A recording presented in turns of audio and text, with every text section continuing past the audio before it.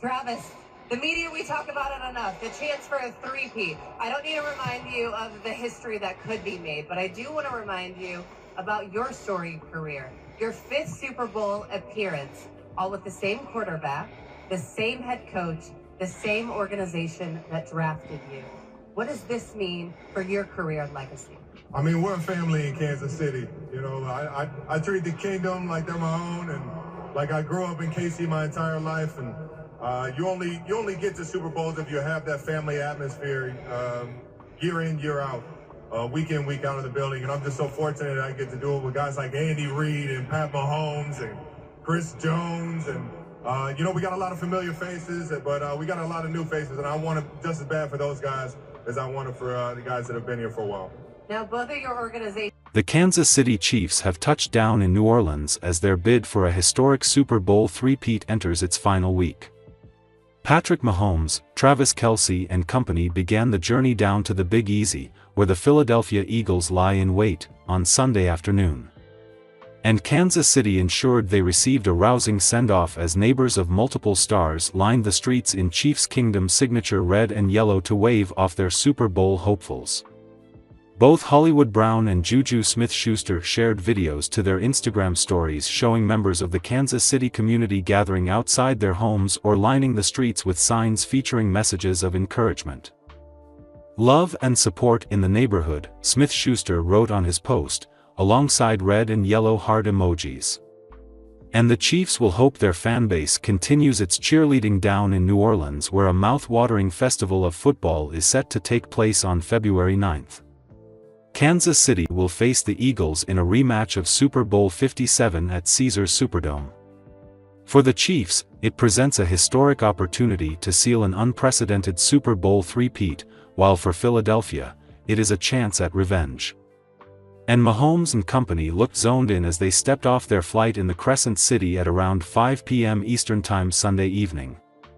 Head coach Andy Reid was the first to head down the airplane steps with his wife, Tammy, following close behind, showing her support in head-to-toe red.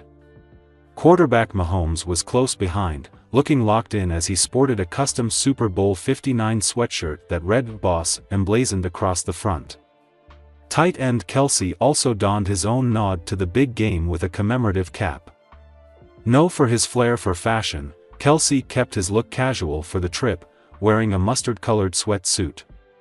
Kelce traveled down to New Orleans with his teammates as girlfriend Taylor Swift prepares to attend the Grammy Awards in Los Angeles Sunday.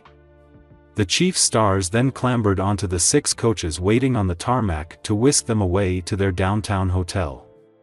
Nestled between the city's most famous neighborhood and the Warehouse Arts District, the Chiefs will stay at the New Orleans Marriott on Canal Street. The 4-star hotel, which is a short walk from Jackson Square, the national landmark home to the city's cathedral and the famous Café du Monde, offers views of the Mississippi River. The stars of Chiefs Kingdom will be treated to a state-of-the-art gym and offered an escape from the hustle and bustle of Canal Street with the heated rooftop swimming pool among the stunning amenities at the plush hotel. There are also several places to eat within the hotel, including Canal Street Burger Bar, 55 Fahrenheit, which serves handcrafted cocktails and light bites, and 555 Restaurant, which boasts award-winning gumbo amid an array of authentic New Orleans cuisine. If those options don't satisfy the players' palates, New Orleans isn't short of dining options as the mouth-watering smells of Creole and Cajun cuisine waft through the heart of the Big Easy. Meanwhile, down the road the Hilton New Orleans Riverside will provide home base for the Eagles as they plot their revenge mission. The 4-star hotel is located on the banks of the Crescent City's Riverbend, across the road from Manning Sports Bar, named for the New Orleans Saints legendary quarterback Arch Manning. Nick Sirianni's team made their one arrival in the Carnival City earlier on Sunday afternoon. The team departed their training facility on Sunday morning and headed to Philadelphia International Airport to board a flight headed to Louisiana. They landed sometime in the mid-afternoon, with the pilots of their plane opening a window on the ground and flying a flag with the Eagles logo that said "Go Birds," spelling "Go" in a faux French style as is commonly seen in the state. Now, both teams have a week to acclimatize to the Big Easy amid the vibrant nightlife and soul-stirring jazz of the famous Louisiana city before clashing at the Superdome next Sunday. What quaintly once was considered Super Bowl Media Day now is more aptly known as Super Bowl Opening Night. That's a description befitting what essentially has become a show propelled by an offbeat range of worldwide entertainment outlets jousting for position to ask often inane questions of the biggest stars. And if anybody knows the way these shenanigans go, it's Chiefs coach Andy Reid, who as of Monday night was participating in his sixth of these going back to 2005 when he coached the Eagles.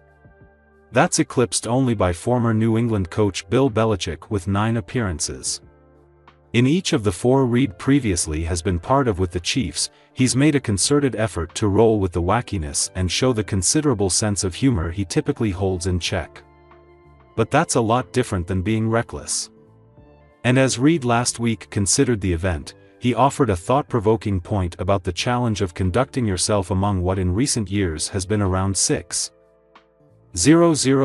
credentialed outlets from more than 24 countries. You know what's kind of neat about that is you get people from all over the world that show up, he said. Now, some of the questions are a little bizarre. To that point, a coach who leaves little to chance on the field stressed that Chiefs players also would be prepared by the team's vice president of football communications, Brad G., and his staff. How you handle those crazy questions, that's important, Reid said.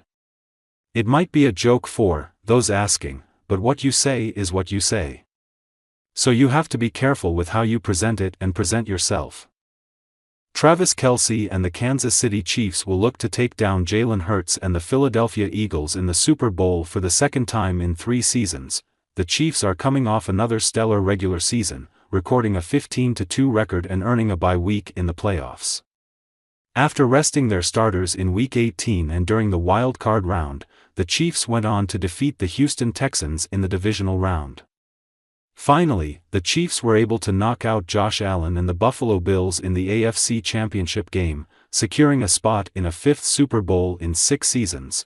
Ahead of the big game, Kelce and the Chiefs made their way to New Orleans, Louisiana, flying in on Sunday. On Monday, both teams took part in Super Bowl opening night, facing the media for the first time at Caesars Superdome. Kelce was seen arriving at the stadium alongside Patrick Mahomes as they headed off on a golf cart. The tight end can be seen jokingly shaking the cart as well. However, upon his arrival, fans noticed a major shift in Kelce's weight. Listed at 6'5", 250 pounds, these fans claim Kelce appears to have lost some pounds, taking to social media to leave their thoughts.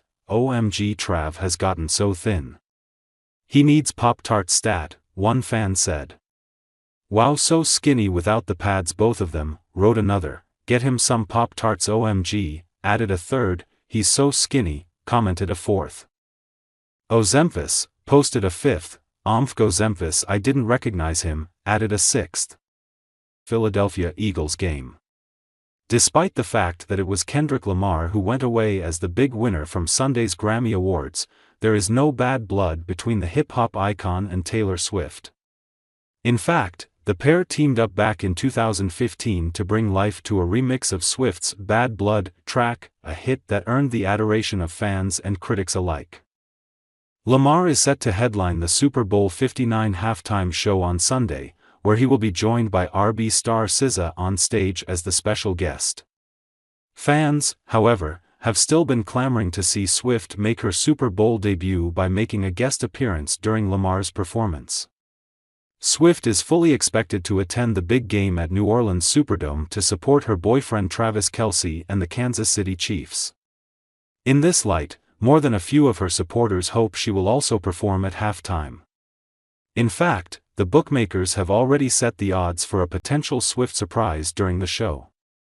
The chances of the Fortnite singer joining Lamar on stage, however, are not